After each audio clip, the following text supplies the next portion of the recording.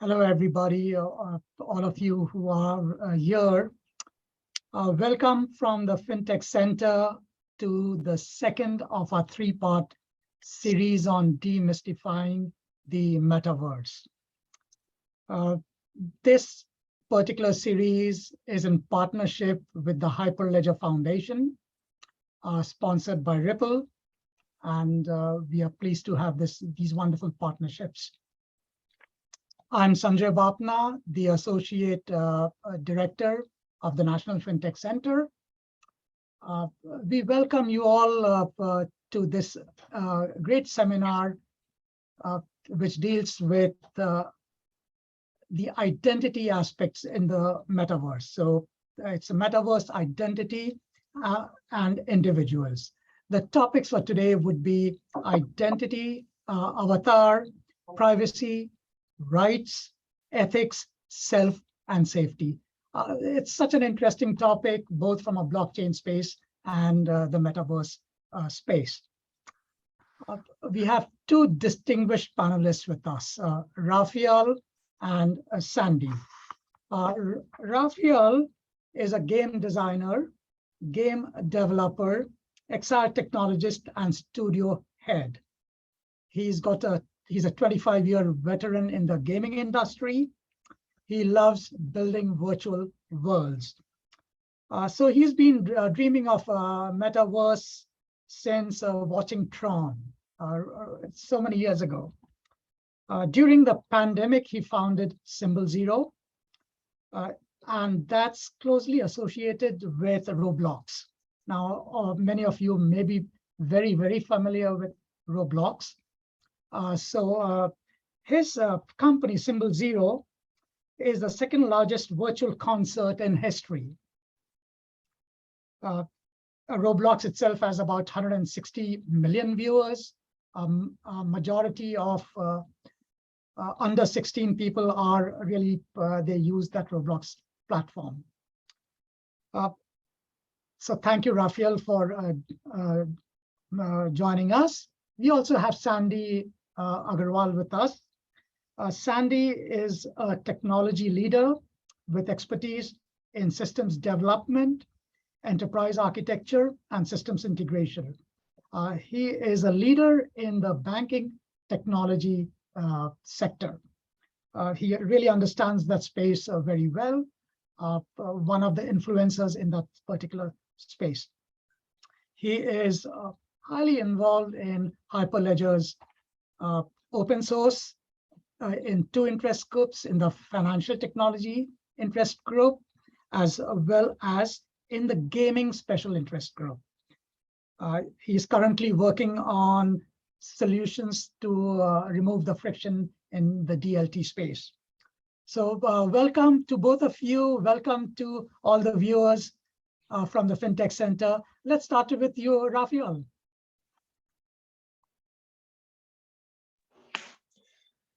Hi there. All right.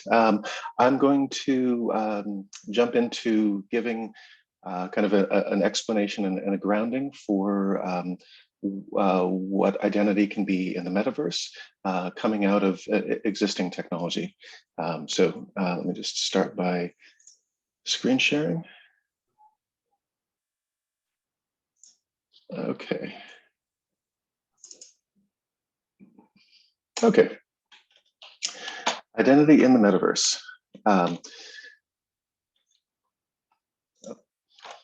Okay, so who am I? I'm a game designer. I've made games across a wide variety of platforms, from PC to console to mobile to VR, and into the current cloud space. Now, what I'm going to do is start with giving some origins for notions of identity and for terms, because a lot of this comes out of games, but games always draws on other areas, and it's important to understand where things come from. I'll start with this. We have a notion of a term called a player character, and it's useful to kind of break this down. The player character term comes from pen and paper role-playing games. The initial idea was that you had what was in earlier than that miniatures and what was considered wargaming play, where people would control armies of little miniatures, and it was one controlling many. And so there wasn't a need for a structure to describe that, but out of that play came role-playing games, Dungeons and Dragons and similar, and in that, one person controlled one character. And so the idea was, okay, the game master is effectively acting as the computer, because this is before computers were widely accessible. At this point in the 70s, computers were basically just in university and other settings, and were primarily mainframes. So people were building games, we'll get to that in a minute, but this early play was essentially simulating what we would later put onto computers. And for that, people were basically, building rules. And this is why, like as a game designer, I always stress that it's good for people to play board games, card games, pen and paper, role-playing games, and others, because there's an abstraction of the rules that computers can take on, and it's useful for us to understand this directly, to sit down and play cards with someone and know that the rules are right there in front of you. That's how we start making games, in order to understand structure, in order to have play. So the point here is that they set up this notion of player and character. That notion then started to draw on avatar. Now, the term avatar derives from a Sanskrit word meaning descent. And no, we don't mean the animation. We don't mean the film series. Those are drawing from this same notion.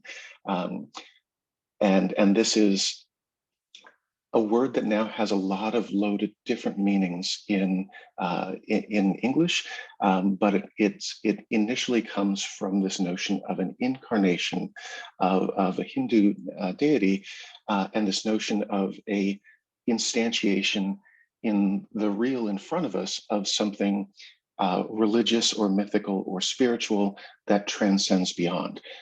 That's useful for understanding a notion of player and character, because the avatar is connected to this thing elsewhere. And the avatar also became a notion of embodiment of a concept, of a philosophy, but it is now probably used most heavily with this notion of embodying an electronic image that connects back to a human, rather than a god connecting to their instantiation on Earth. But effectively, it's the same idea. And in computer work, we always use metaphors. So let's delve into that just a little bit more.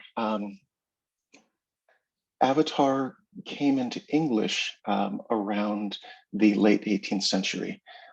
It was this notion of, and this is also useful for understanding the potential for the metaverse, one deity, in this case, Lord Vishnu, that could have multiple avatars. One initial source, like a human, like the player, and then multiple avatars or characters that could come from it. We took that notion from the Hindu and we brought it into English, and we have been borrowing it over and over again. And so to continue that notion, Avatar in the late 70s was one of the early games on Plato, the University of Illinois computer system. And it started initially with a high school student who was taking college courses, who was building, who had access to this computer system, and then brought in other college students. They built it together. And this has been a common theme of people early on using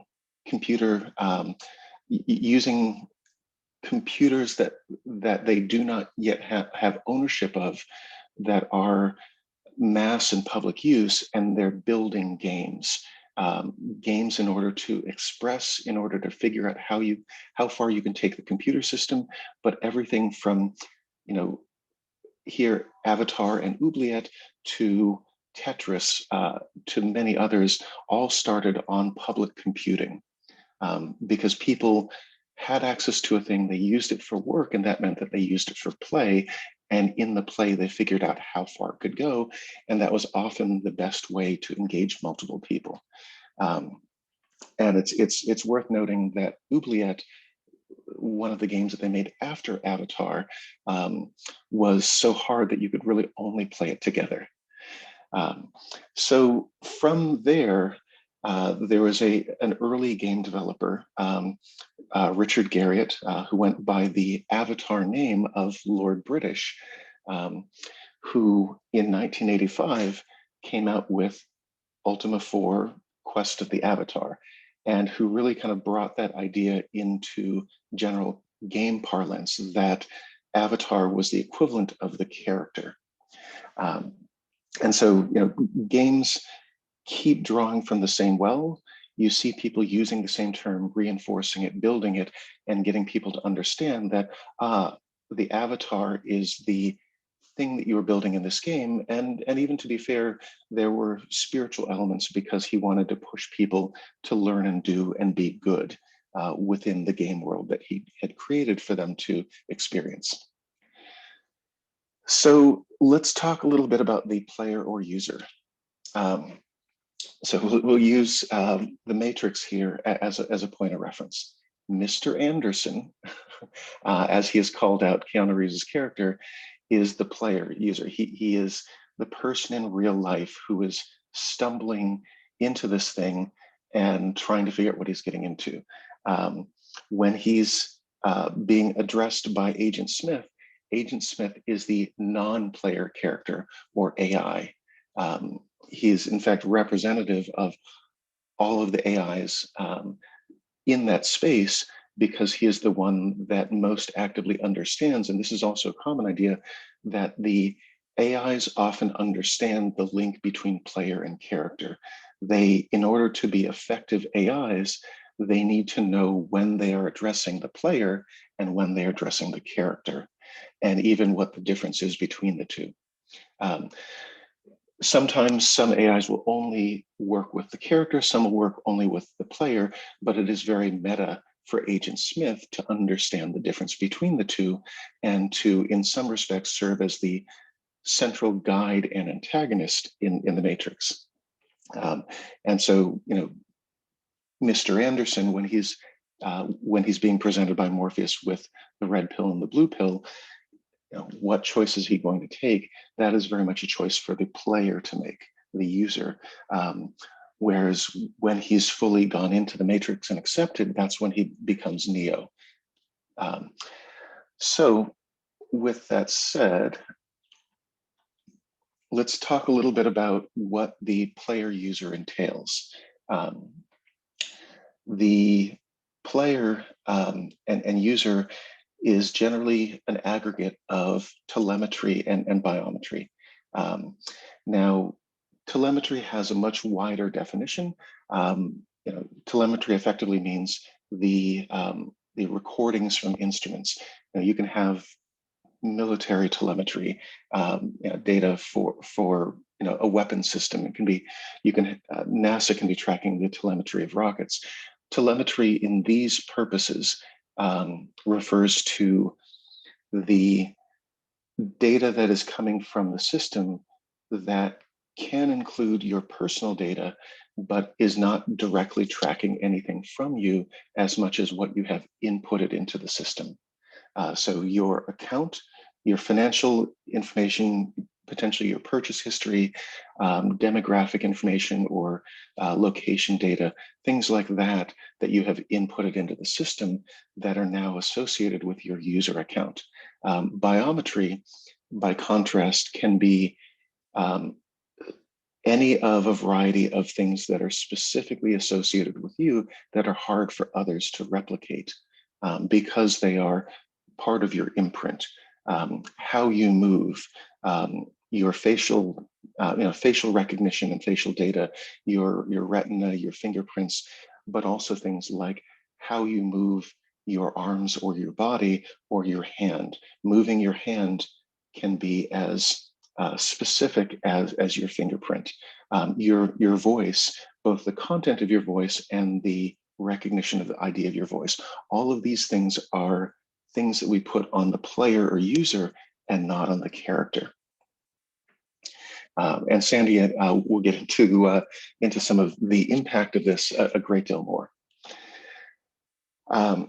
So before we get to the metaverse, biometry and biometrics in XR are incredibly important.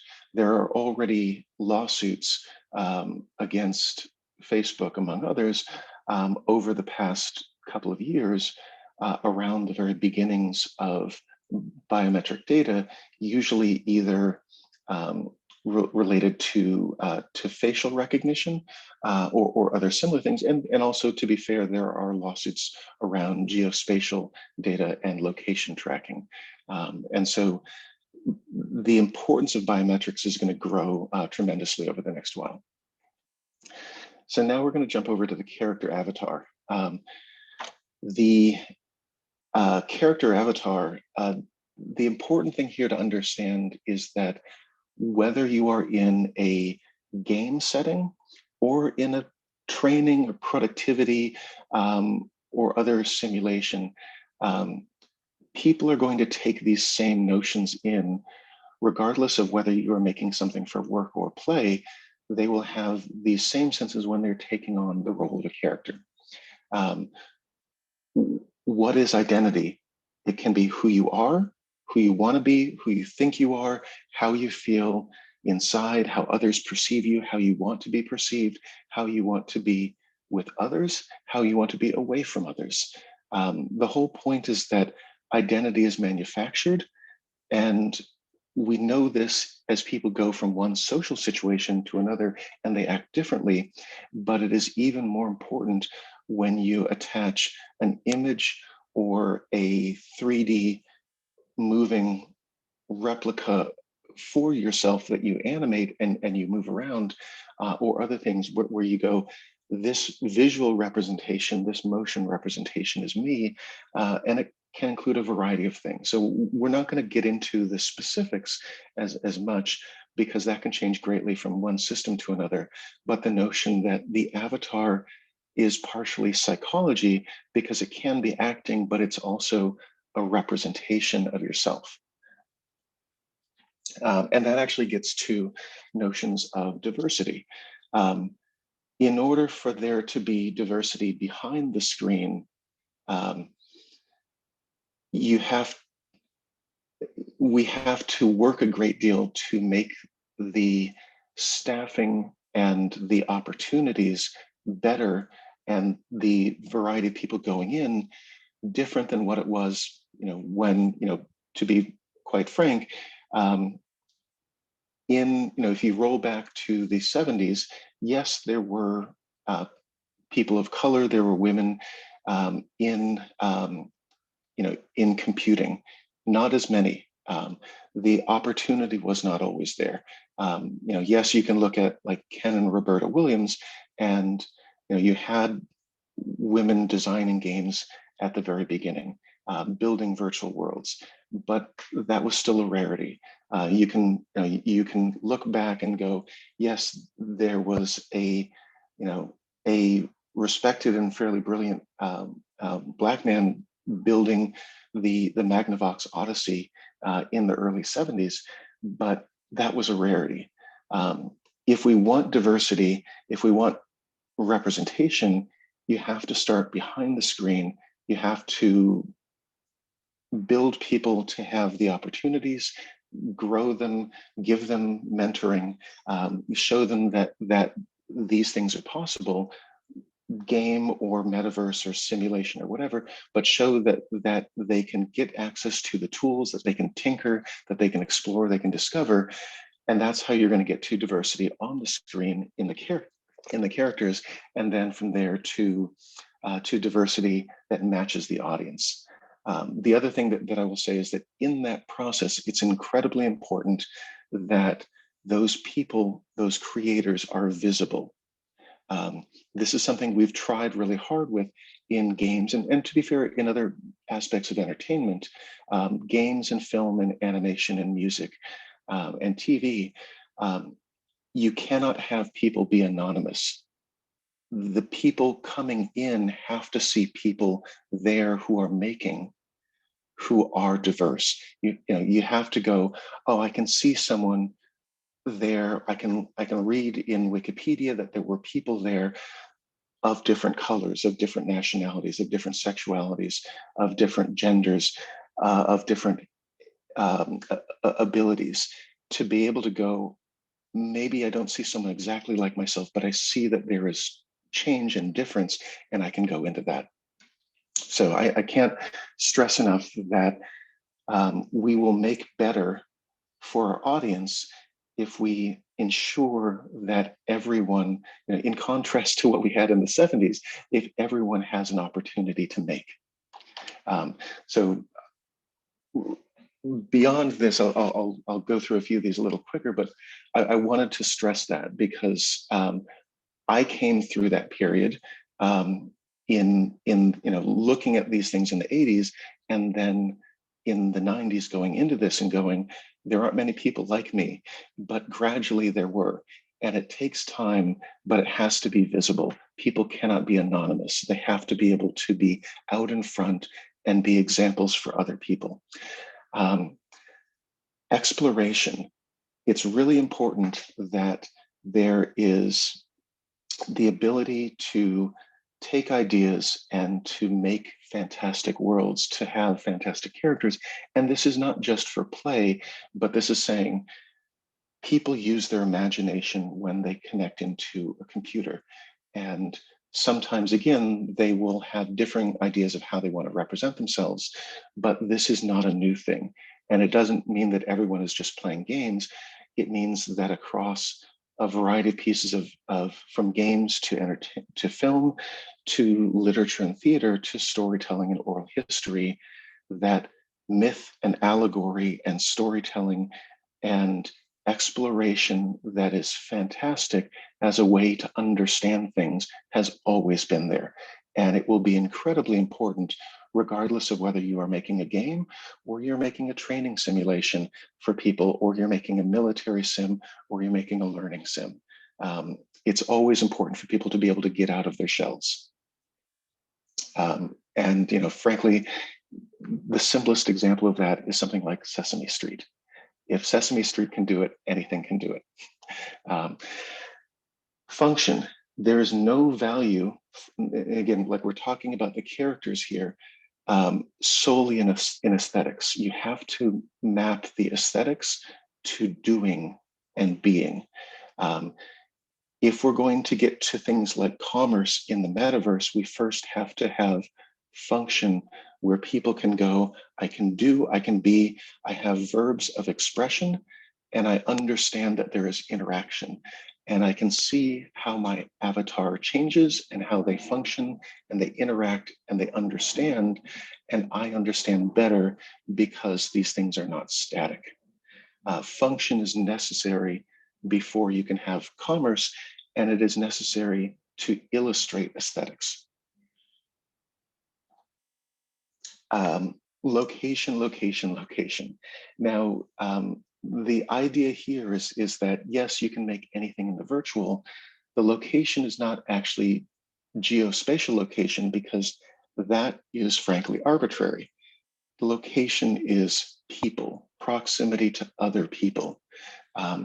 When you are making your characters, when you are trying to understand the value that they can make, when characters are trying to interact with each other, the value of them to each other is in the community that they build. We have 40 years of history in online games that shows that the most important thing is building online community, and for the developer or platform or publisher or whatever other entity to foster and grow and guide that community. You cannot have no community, and you cannot have no regulation. Anarchy doesn't work. if you're going to have a community that builds towards society, there have to be boundaries and consequences and pushes to good behavior and slaps on the wrist for bad behavior to keep people together and to make the community valuable. The community has to have value before you can have commerce. So that gives a sense of player and character. And I know I went very different directions, and I think that Sandy will touch on some of both of those. But what I do want to stress here is that games and XR have both been around for a while. They bring different useful things to the metaverse that we can make in the future. XR is absolutely essential for biometrics. Games codify a lot of the ideas, but I want to talk about a few ideas that come out of that before I hand this over to Sandy. So the first is a confusion of, like, you can have a term that, again, can mean different things. A financial asset can be an entry on a ledger or spreadsheet. It can be a notation. A web asset can be, let's say, like a JPEG. It's a variety of types of content, but a JPEG, a GIF, a file of another type. But a web asset is generally one asset.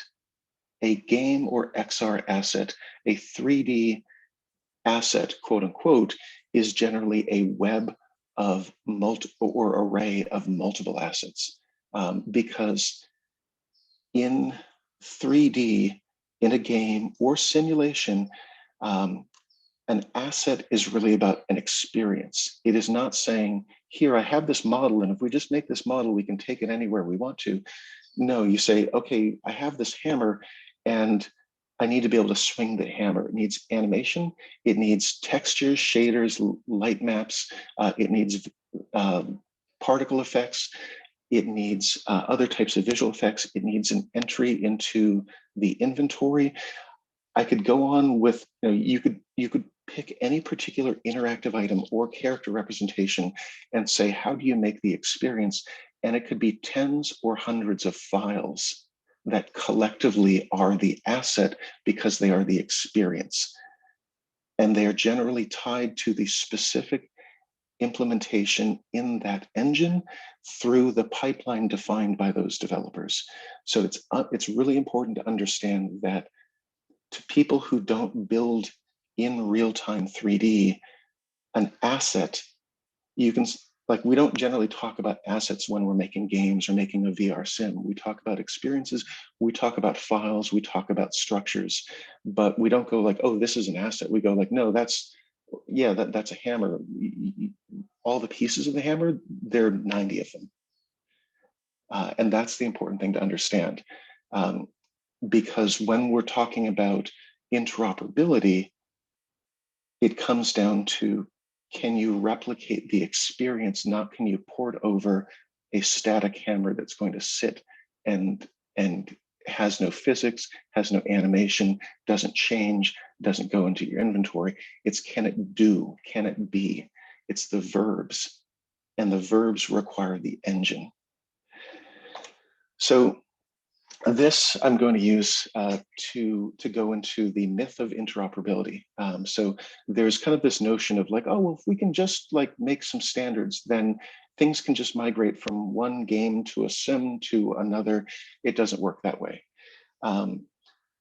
Humans are tool users. We build things. The best way to describe the notion of interoperability is to use metaphors. To use parallels to get people to understand. So the first one I'm going to use is the notion of the socket wrench and the chocolate cake. The socket wrench is a tool, and it is an artificially created thing that has a particular expression in a space, let's say, automotive repair, or other things that need, that it can act on. It has a construction, it has a recipe for making it, and it has a way of using it. On a superficial level, a chocolate cake is the same thing, but it's really not. And you could say, hey, the chocolate cake, it has a recipe, it has a construction, it has materials that make it, it has an expression for how it is used.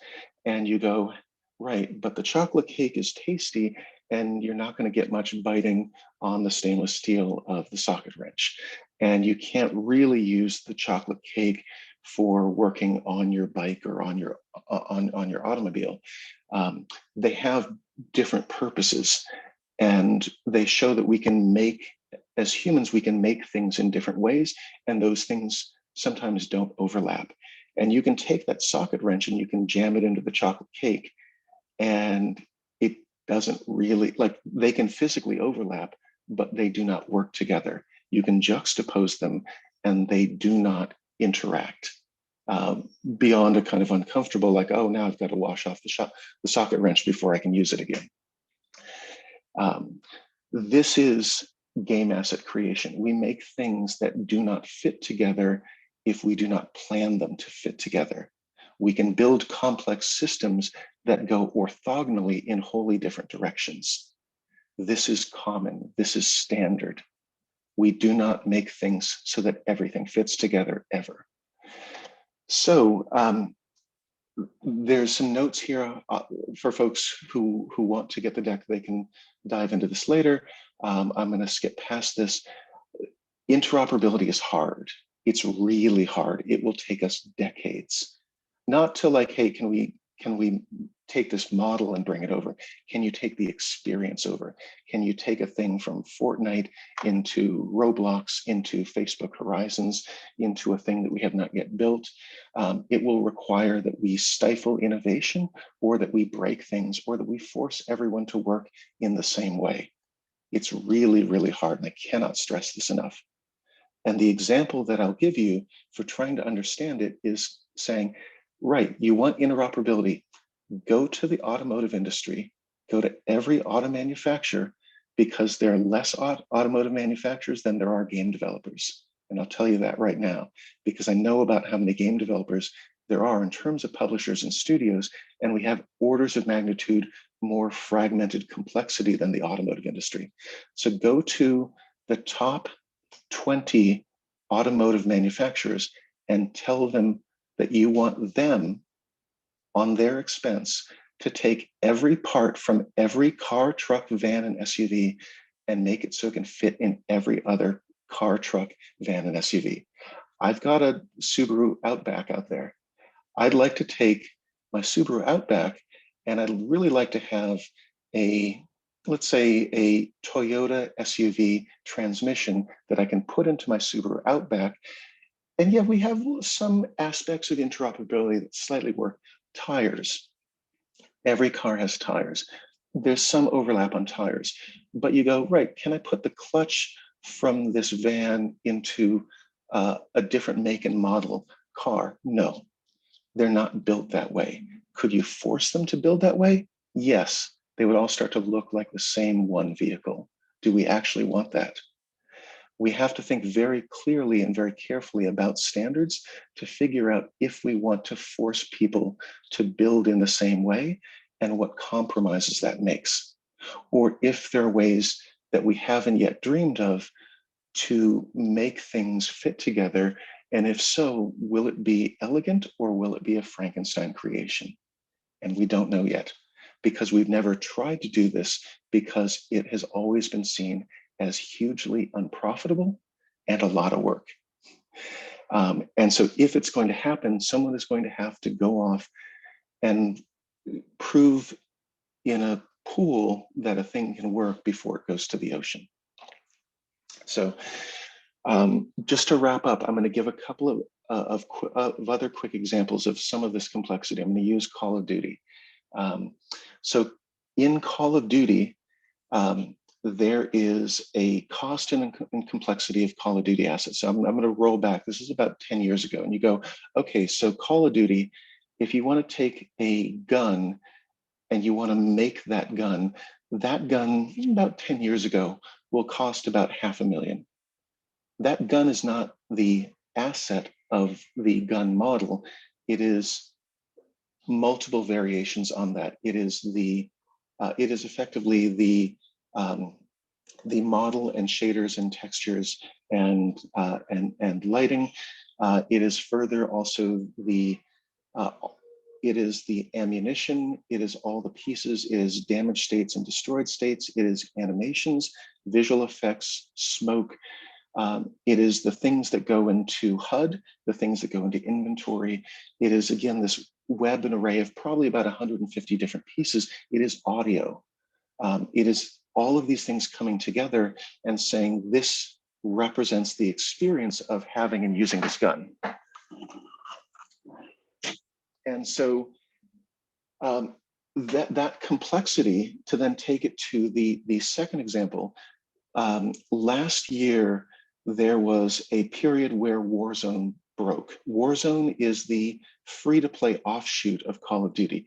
Call of Duty comes out every year, and there are 3 different primary studios that each have their own engine, each have their own pipeline, and each spends 3 years making a annualized Call of Duty. Infinity Ward, Sledgehammer, and Treyarch in 3 different locations each makes a 3-year development cycle Call of Duty for a virtual world, for single player and for multiplayer. And in that, Raven is working on the other Call of Duty, Warzone, that they wanted to feed things in. And they tried to put guns from the other Call of Duties in, and they broke Warzone because 4 different studios making the same brand of game with 3 different engines that have now become 4 different engines that have collectively about 15 support studios working with them. Where they're putting out annualized iterations, they don't overlap. These studios that are all making Call of Duty, when they tried to put guns from one Call of Duty into another Call of Duty, they broke Call of Duty because it's not all the same, because they have 4 different engines, 4 different pipelines, and 4 different processes for making things, because they've never tried to coordinate, because it was more important to ship than to coordinate hundreds of people to build in the same way. It was more important to put the thing out as quickly as they could, make money on it, go on to the next one. And yes, they share little bits of technology, but they don't share engines. They don't share pipelines. Even the Warzone that took the Infinity Ward engine made a different pipeline for it. And Warzone 2 now has, in order to have a better space, it has its own engine as it launches later this year. Call of Duty, with effectively hundreds of developers and thousands of outsourced developers adding on to that, they cannot cooperate, because to do so, they're going to have to completely restructure. And they're starting to think about that, because they would like to take guns literally just from one Call of Duty and another into the shared free-to-play that has the largest user base, but it's really hard. So these are the things that we will have to think about, because if we go, hey, we want to have interoperability in the metaverse, then you go, right, just like with the internet, at the beginning, let's sit down for about a decade and talk about it and try to work out standards and figure out who can share what, who doesn't want to, and what the politics are. And then you get into gradually figuring out who can share, and then you build it for 10 years, and then you roll it out. Interoperability will be a long path, but it's okay. There are aspects of standards. We've shown that we can do that across APIs. We've shown that we can have working groups. We have OpenXR. We have a Metaverse Standards Forum. We've had OpenGL and DirectX and Vulkan. We've shown that some aspects, if they are elemental and on the base layer, and they're not directly impacting how you create content in your pipeline, but rather they are aspects of rendering, those can start to become standard. And we're gradually going to work up the chain, but we do not start with assets. We do not start with the things that we make that users experience. We have to start with the elemental parts for standards to build up and figure out where along that chain we can have greater sharing. So the last thing I'm just going to leave us with is just 3 dimensions of presence. And this was something that this was a academic paper back in 1992 from MIT. It was mapping out VR, but this has proved to be very prescient for charting the growth of the internet, the growth of games on the internet, and likely the growth of the metaverse past the internet.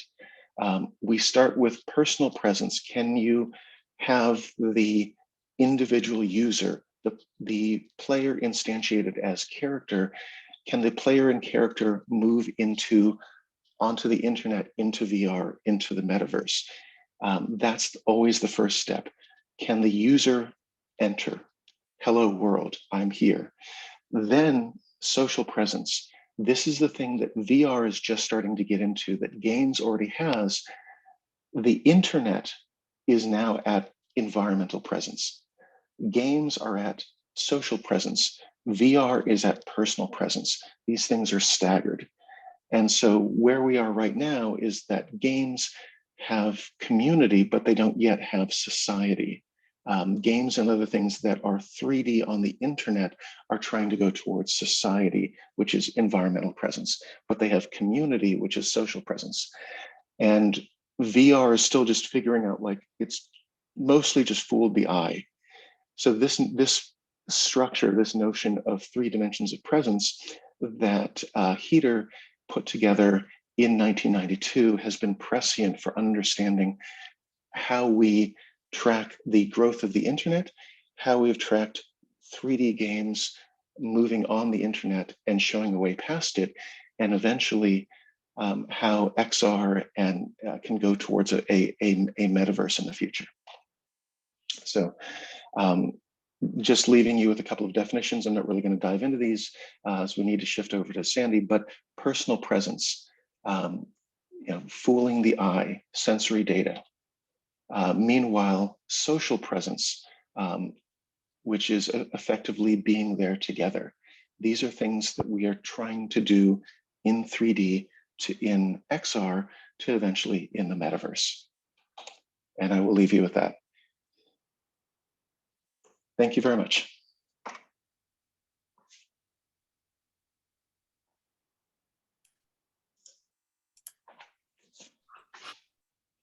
Thank you, Gopal. That was obviously perfect. That was really good detailed dive into the whole concept of identity and avatars, social presence. So with that, let me go ahead and share my screen here. And let me make sure you guys all can see my screen here.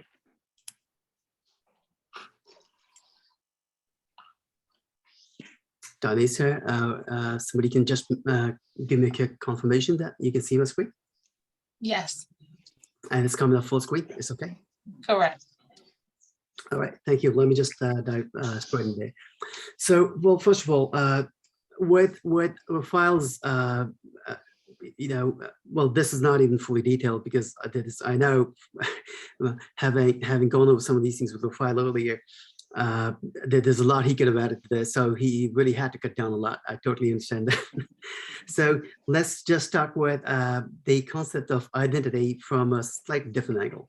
So what a file just drove us through was basically how we consider identity from a persona point of view, from a gaming point of view, and in anybody who's basically creating some sort of an avatar in the virtual space. What kind of challenges you really see over there?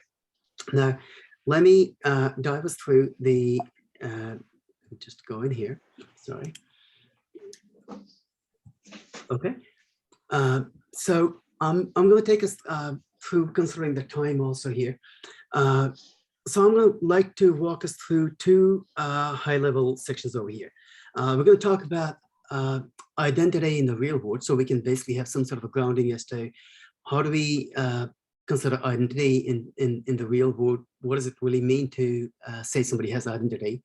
I'm also going to draw a quick distinction between authentication versus authorization, because whenever we talk about identity, we also talk about authenticating somebody and authorizing somebody. So I think for the purpose of our discussion today, for the most part, we're going to stick to authentication and not so much authorization. But I'm going to draw a quick distinction on that. And then once we talk about, like how what are the different ways a person is authenticated in the physical and digital world today, like within the context of the real world. Then we're also going to take a look at how can you identify someone owes something in the virtual world. Data privacy in the virtual world and its correlation to real world IDs. And then one of the very core concepts, which Rafael definitely alluded to, is trust is virtually impossible in the virtual worlds unless the programs can really trust each other. And this is actually something I want to talk a little more about in details, like as we get time. But as we talk about the programmatic trust, that's where we are going to slowly go into the concept of SSI, which is a self-sovereign identity, and the TOIP, which is trust over IP. So let's just take a dive in there. So let's just dive into the very first example here. So let's say the example scenario I have here is there's somebody called Samantha, and they are going to the bank. So now Samantha can go to the bank. They can either go to the physical bank, and they can interface with the bank folks over there. And if they want to open a new account, typically speaking, they'll have to identify themselves. Now, what are the typical ways they identify themselves? They will most likely present their driver's license, their SSN, their SIN in Canada, or Aadhaar card in India, and similarly other ways in other places. They might also have some other user credentials, like interestingly, at least in New Jersey, where the state I belong to, and I think pretty much nationwide, there's a new concept of real ID. And the concept of real ID essentially means that it's not just your one piece of ID, but they, like especially the DMV, the motor vehicle services, they try to identify you with multiple pieces of identification.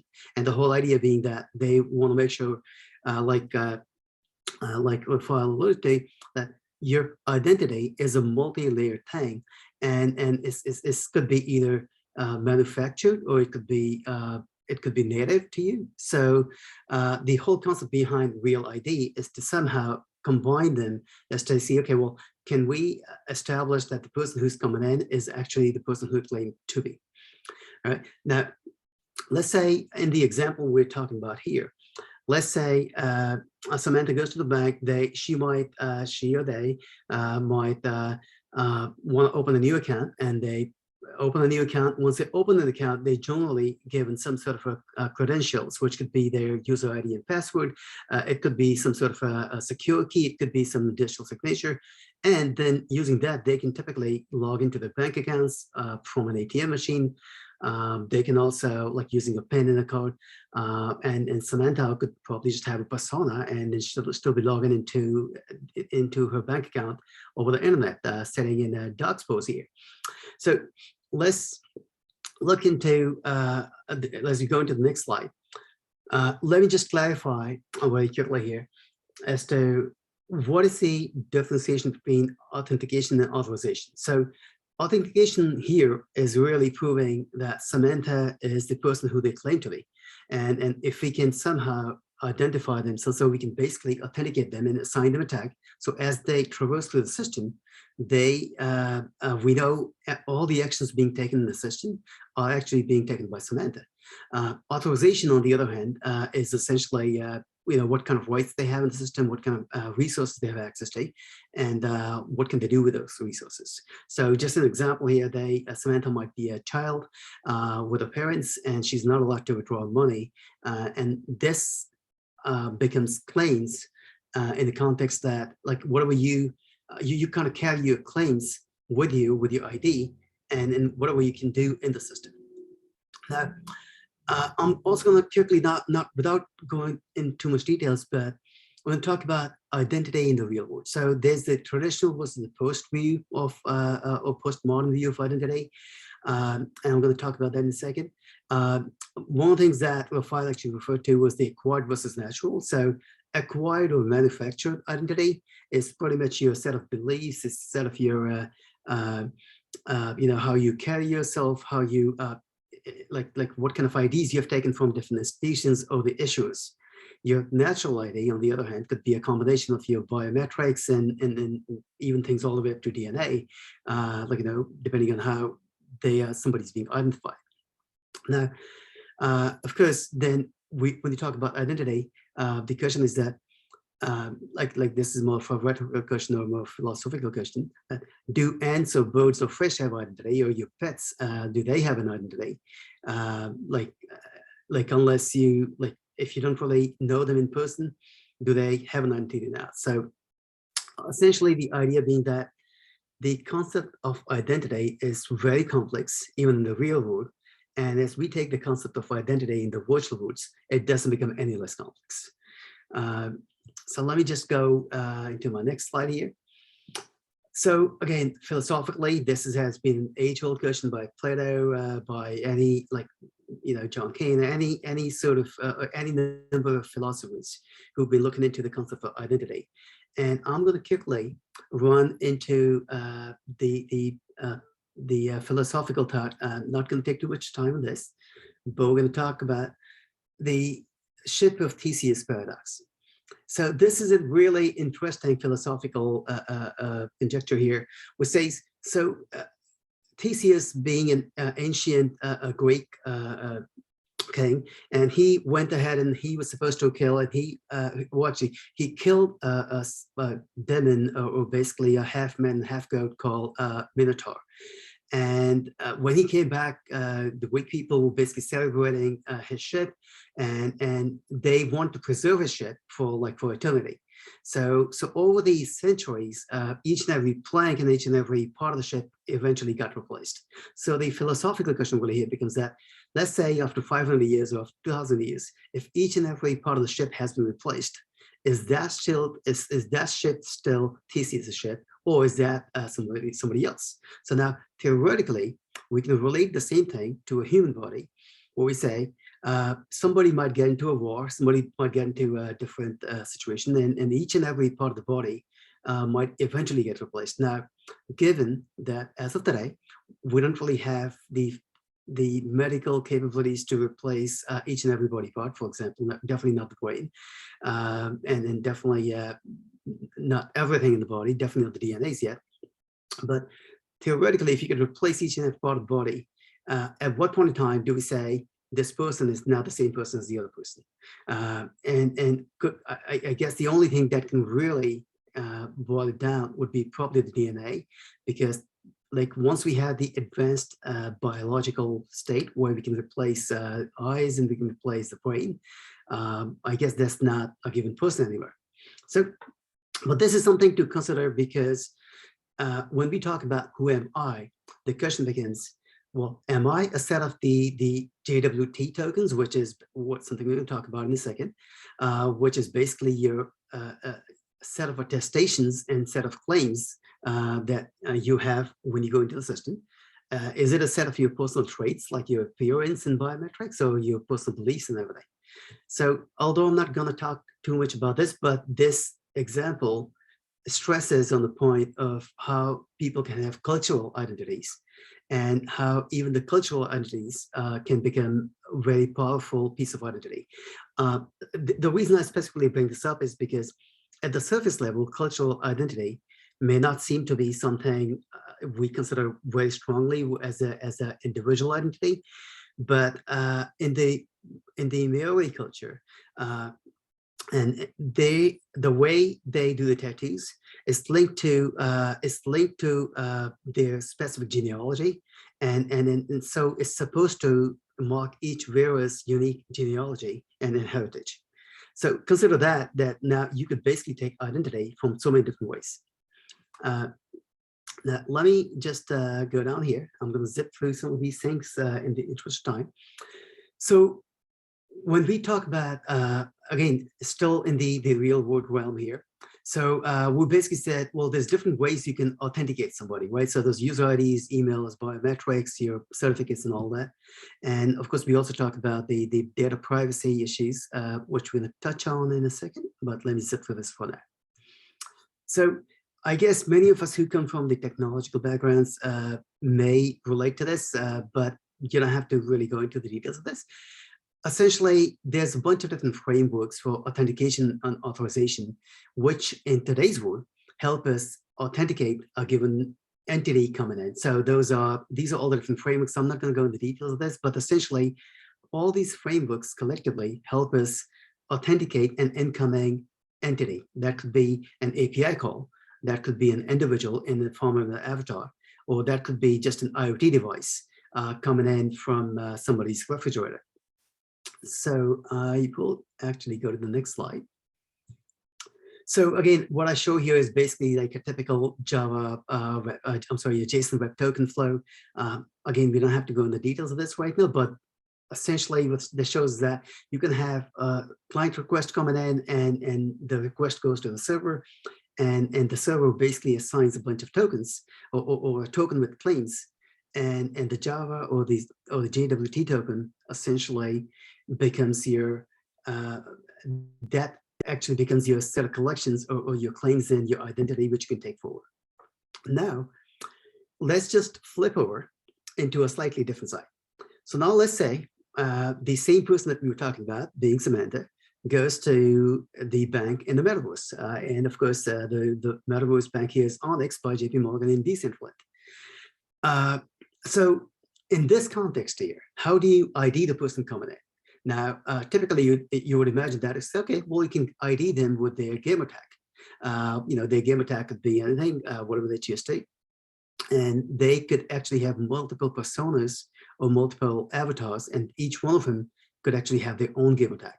Now, if we want to identify any of these virtual presences, essentially each virtual presence is essentially an array or like a graph of graphs of people's attributes, which we assign in the virtual realm, right? So basically, when we talk about a person, there could be an AI, there could be an IoT device, and the question becomes, well, you can't really identify them with the same mechanisms as you were identifying them in the real realm.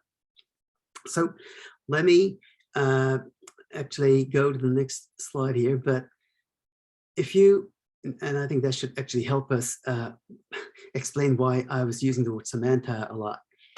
So basically, if anyone of you guys have seen the movie Her, you see Samantha is the name of the OS, which is an AI in the movie Her, and obviously in the movie Her, she is pretty much a full-blown person, except that she's not real, except that she's not physical, but she's a full-blown, like in the virtual world, a living, real person.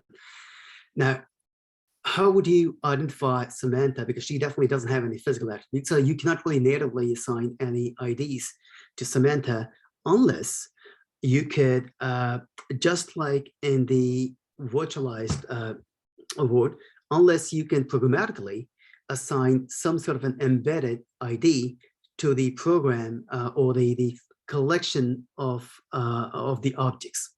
Now, one thing I'm going to refer back to what Rafael was referring to was just like each and every, when we talk about even like a hammer. So of course, when you talk about a person or like a persona in the game, that persona is a collection of multiple numerous layers of attributes.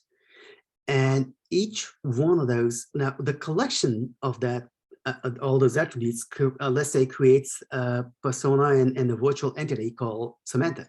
Now, Samantha, theoretically, we could assign some sort of a, at the time of the creation, we might be able to register an ID, which could become a decentralized ID for Samantha. And that ID becomes her, whether that becomes her gamer tag or that becomes her a persistent ID in different parts of the metaverse or different virtual worlds. And then that ID has to be somehow correlated back to something where it's accountable. So in fact, this piece really anchors in with the point which Rafael was making here, and again we also make down here. I'm going to go down here. That as we have IDs in the game and the game tags in the virtual worlds, you cannot be completely anonymous. You could be pseudonymous, but in order for us to have any accountability, in order for us to have any social responsibility, you need to have some sort of correlation of the IDs that you have in the virtual worlds with some sort of a precision ID in the real world. And I'm going to touch on that like if you have any more time with this. But let me just talk about this for maybe another couple of minutes, and then we'll try to wrap this up. So when we talk about just going back here, why do we need decentralized IDs? Why do we need self-sovereign IDs? So again, unfortunately, I'm a little out of time, so I'm not going to be able to delve in the details here. But when we talk about the importance of having IDs assigned to any given entity in the virtual worlds, it becomes paramount that those IDs have to be assigned by decentralized frameworks. Those IDs cannot be assigned by a given organization. And then this is where, let me just take us into this slide. So typically it used to be that, for example, if you're playing a game on Steam, you're playing a game on even, for example, now on Netflix, you can actually have an ID on Netflix or Nintendo or something, or any other platform like Microsoft or anything else. Now, typically speaking, those IDs are centralized IDs. Now, of course, we have the federated IDs, which are generally speaking, where you have the concept of identity providers, and in Google, as one simple example, you might actually have your Google email, and then you might actually use your Gmail to open accounts with multiple things, or you might use GitHub account to open and interoperate with multiple other domains. The self-sovereign identity, on the other hand, I'm going to go down here, takes us to the whole concept. In fact, we'll go straight here, that an issuer can issue an ID to you. So we can think about the self-sovereign identity and the decentralized ID in the same way as if you have your digital wallet. So just like I can pull my wallet out today and I can present my license or my passport from my that's probably not going to go into my wallet, but I can present some sort of credential to prove that I am who I claim to be.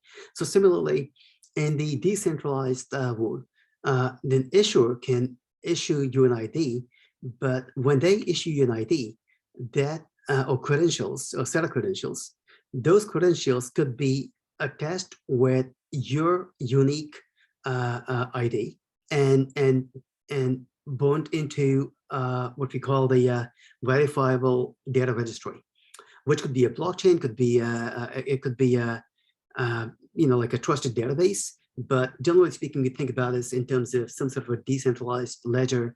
There could be different forms of that. And once the issuer issues that to you, now let's say if you want to go to the bank, you can show your ID or your credential to the bank, just like you would pull your physical card out. You could from your virtual wallet, you can pull the card out and show that to the organization or the or anybody who's asking for you to prove that, and that person or the company or entity who is trying to verify your ID could basically cross-reference the signatures of the credentials that you own versus the credentials which are already irrevocably baked into the blockchain registry. So this basically proves, again, this topic is very, very deep, and I cannot really do justice to this topic in a few minutes. So, but in a nutshell, you are putting the like an indisputable record of your claims on a blockchain, and similarly, anybody who wants to verify your claim can verify this on the blockchain without having to worry that those might have been either revoked or you are maybe just making something up. So why is this important? Because when we talk about, and again, I'm not going to be able to go into details of this, but why is this important in the terms of Metaverse and in terms of decentralized realms? Because when we talk about the Metaverse or the virtual worlds, there's nobody really presenting any sort of an ID and claiming that it's like, oh, it's John Doe, it's Samantha, or it's Sandy, or anybody else. So the only way you can do that is basically you got to have an embedded ID within your digital objects. So essentially, whoever you claim you to be, for example, Samantha or anybody else, are essentially a collection of digital properties or digital objects, like there could be multiple of them, and eventually that becomes one persona. And that persona, or could be an IoT device, again, could be an AI, anybody, will have to somehow present the ID to the person or the entity who's trying to verify the ID. And that process will have to have the governance framework, and that's why the trust over IP stack becomes really critical, because you need to have the technical trust, which is done by a combination of digital wallets, by verifiable credentials and DID methods and all that. But at the same time, you need to have the governance stack, which proves that everything's working as it's supposed to be working. Again, my apologies, I'm not going to be able to go in details of this. So if you have any follow-up questions, please feel free to reach out to me. And let me just go down here. This is actually a pretty good example. ID Union is actually something being set up by the European Union, where they're using like a whole bunch of Hyperledger framework based tools and protocols to implement decentralized IDs and decentralized frameworks. Let me go down here. So data privacy, again, quickly touch on this. So when we talk about data privacy, so obviously, even in the real world, we always have so many issues with our data getting exposed, our personally identified information, which is PII, getting hacked and getting, basically into all the different parts of the dark world. So how do we prevent that? So very quickly, the two things the SSI mechanism helps us with is it prevents the central collection of PII information, and it also prevents having although we still might have to have some level of PII information with some organizations and then somebody who needs to have that, like for example, the DMVs and all that. But in general, if we don't really have the PII information stored on the blockchains, which is the whole idea behind, is that there would be no PII information on the blockchain, then the risk of having honeypots where you have all the PII information in one single place and hence, a high value target, that risk is mitigated. It's not fully reduced, but it's not fully eliminated, but it's still mitigated. Okay. So I just want to leave us with the 3 important points here. As a takeaway from this. So basically, identity in the physical world is mostly based on appearances and biometrics, which in some context could be DNAs in some cases, and is generally controlled by central authorities or some organizations serving as IDPs. As we move towards the federated models or the SSI model in the digital space, there's a gradual movement on that over the last few years, specifically companies like Sovereign, ID Union, ION, DIF, they're doing some terrific work on this, and everybody's welcome to join that through Hyperledger and other places, including Linux Foundation. Lastly, identity in the metaverse needs to be decentralized to prevent any one organization or group of organizations holding on to and having the sway on that thing. But also, while we can expect to stay pseudonymous using either game tags, like using zero knowledge proofs and other mechanisms, but we definitely should not and cannot expect to remain totally anonymous. This is of paramount importance because if you have completely anonymous entities in the metaverse, essentially that's the recipe for chaos, there's a recipe for anarchy, because if you cannot really hold people accountable for their actions, they're bound to basically just do what they want to experiment with. So having said that, I guess the last summarizing point I want to make here is that identity in the real world is pretty complex. Identity in the metaverse even doubly or triply complex, and obviously we cannot really head our we can really put a head around the whole thing in just 15 to 20 minutes or half an hour for the matter. So we can have multiple other side sessions. We can have more follow-up questions, but this is growing and in a topic where a lot of people in organizations are doing a lot of work, and it's an evolving topic. Okay, and I think that wraps up my presentation. Thank you very much. Thank you, Raphael, and thank you, Sandy. I wish there was more time, but since we are totally out of time, if you can do one thing is, can you put your email addresses in the chat so that if anybody has questions, they can contact you directly. Thanks to all the participants. Thanks to all the viewers who've come in to listen to this second part of our series. The third one is going to be on Metaverse community and social. So out there, we will get into the social media, evaluation, games, the commerce, the legal simulation aspects. Thank you. Thanks to the FinTech Center, Dr. Emdad, Tunisia, for making this possible. Thanks to our sponsors, the Ripple Corporation. Thanks to our partner, Hyperledger Foundation. Hyperledger Foundation's been so helpful to get us started in this Metaverse series. There's so many other questions I have, but due to lack of time, we won't entertain any questions. Thank you very, very much.